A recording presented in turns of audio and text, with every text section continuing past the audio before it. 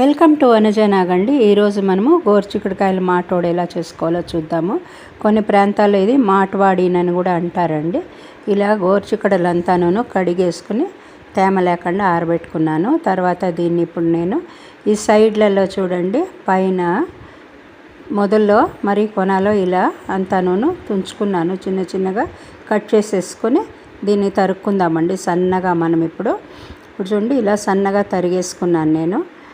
దీన్నంతా కూడాను పక్కన ఉంచుకొని మనము ఓ గిన్నెలోకి కొంచెము ఒక కప్ అంతా శనగపప్పు నానబెట్టుకుందామండి. పచ్చి శనగపప్పును నీళ్ళల్లో నానబెట్టుకోవాలి. బాగా ఇది వడపప్పు నానేలాగా నానాలండి. అంతవరకు నానబెట్టుకుందాము. ఆలోకి పోపు వేసుకుని అంతా రెడీ చేసుకోవచ్చు. బాగా 2-3 సార్లు కడిగేసి మనం దీన్ని నానబెట్టుకోవాలి. ఇప్పుడు బాణలుంచి అందులోకి నూనె వేస్తున్నానండి పోపు వేసుకోవడానికి. ఇలా ఒక 4-5 స్పూన్లు నూనె వేశాను నేను.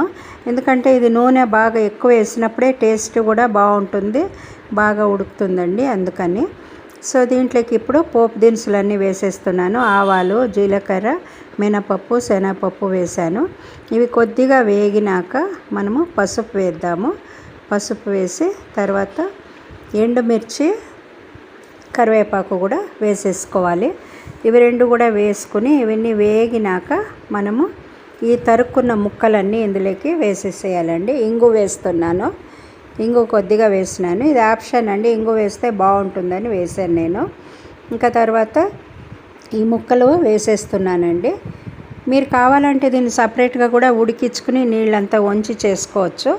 లేకపోతే ఇలాగే పోపులోకి వేసి కొద్దిగా నీళ్లు వేసినామంటే ఇది బాగా ఉడుకుతుందండి. అంటే ఫ్లేమ్ అడ్జస్ట్ చేసుకుంటూ మనము ఉడికించుకోవాలి. ఇది అలాగా బాగా కలిపేసుకుని తర్వాత ఒక కొంచెంగా నీళ్లు వేస్తానండి నేను. ఓ సగం గ్లాస్ అంతా నీళ్లు వేస్తాను. నీళ్లు వేస్తేనేనండి కూర ఉడికేది బాగా, అందుకని ఇలా నీళ్లు వేసేసి బాగా కలిపెట్టేసి మరి మూతుంచాలి. మనము మూతుంచితే ఆవిరి కూడా ఉంటుంది కదండి, అందుకని తొందరగా మనకు ఇది మెత్తబడిపోతాయండి ముక్కలన్నీ కూడాను. ఇలా ఇప్పుడు మూత ఉంచేస్తున్నాను నేను. ఇంకా ఈ దీంట్లోకి వేసుకున్నది పచ్చిమిర్చి చూడండి, కొబ్బరి కొంచెము, అల్లం కొంచెము, అంటే కొబ్బరి ముక్కలు వేసాను. తురిమింది కూడా సపరేట్గా ఉంచుకున్నా అండి. దీన్నంతా మిక్సీ జార్లోకి వేసేస్తున్నాను. దీంతో పాటు మనము కొత్తిమీర కూడా వేసుకుందాము. దీన్నంతా కూడా ఇలా కచ్చా పచ్చగా మిక్సీ వేసుకుని తర్వాత మనము నానిన వడపప్పు అంతా వేసేసుకోవాలండి. అంటే శనగపప్పు వేసుకోవాలి. శనగపప్పు వేసుకుని అదంతా అయినాక ఇక్కడ ముక్కలు ఉడికినాయండి. ఇప్పుడు ఇలా పైన వేసి స్ప్రెడ్ చేసి మనము మూతుంచాలి కాసేపు. అంటే ఆ వేడికే ఇది మగ్గుతుంది. ఉప్పు కూడా వేసానండి. ఉప్పు వేసేసి ఇలా మూతుంచేద్దాం కాసేపు. ఆ వేడికి బాగా ఆవిరి వస్తుంది కదా కింద నుంచి, అప్పుడు ఇది బాగా మగ్గిపోతుంది. పైన చూడండి ఇది ఉడికినట్టు అయిపోతుందండి. తర్వాత మనం దీన్ని బాగా ఇలా కలిపేసుకోవాలి. లేకపోతే మీరు ఆవిరికి పెట్టి సపరేట్గా కూడా ఈ పప్పును ఉడికించి ఈ కూరలోకి వేసి కలుపుకోవచ్చండి. 2 రకాలు కూడా చేయొచ్చు. నేను అలా కుక్కర్ గిన్నెలో పెట్టి చేసిండే మాటోడును దాన్ని కూడా వీడియో పెట్టానండి. అనుజనాగ్ ఛానల్లోకి వెళ్ళారంటే మీరు సర్చ్ చేస్తే దొరుకుతుంది మీకు. చూడండి ఇలా బాగా కలిపేసుకోవాలి మనము. చూస్తున్నారా ఎంత బాగుంటుందంటే. ఇంకా కొబ్బరి అంతా కూడా పైన వేసానండి నేను. అది చెక్కులు ఉన్నది మిక్సీలోకి వేసాను.